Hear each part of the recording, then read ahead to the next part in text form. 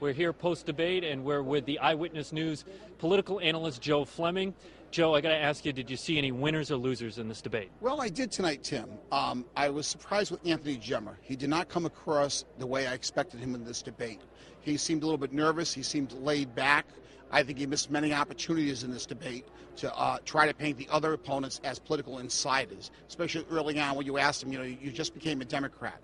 And he could have very easily said, well, I became a Democrat because I'm not happy with what I'm seeing going on in Washington. I'm not happy with the Democratic candidates. These people are insiders, and I want to be different. He missed those opportunities. So I think that was a loss for him tonight. Tonight was a golden opportunity to move his campaign forward as somebody who was different. But he did not do that tonight. All right, so in your opinion, he might have been one of the losers. Any winners?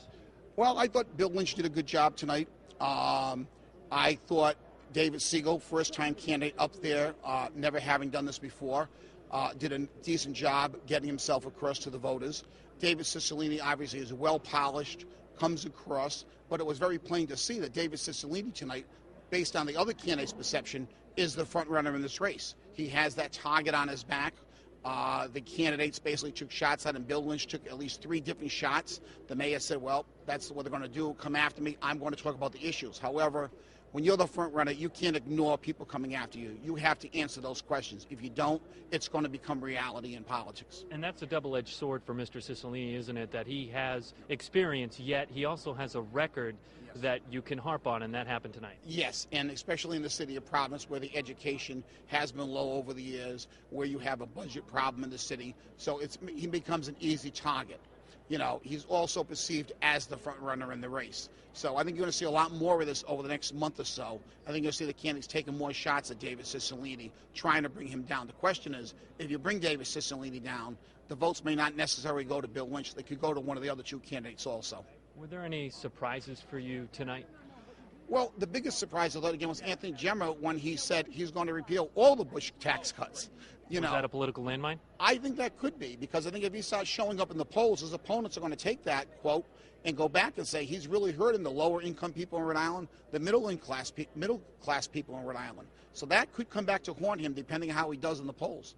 All right, what needs to happen now for all of these candidates? Is it too early to start rolling out aggressive media campaigns? Well, we're down to about 8 weeks, Tim. The election is 2 weeks. The primary is 2 weeks from tomorrow.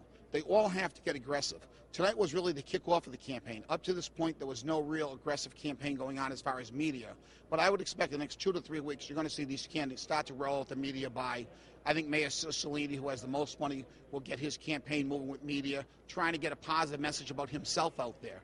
And I think you're going to see Bill Lynch get his media buy up there also fairly soon. One of the big challenges of debates, of course, is trying to get the candidates to answer with some substance. Did we hear much substance tonight? We heard some substance tonight. Obviously, the candidates don't want to be too specific where they're going to have something come back and haunt them. For example, we said Anthony Gemmer saying he would repeal all the Bush tax cuts. That can come back and haunt him down the road.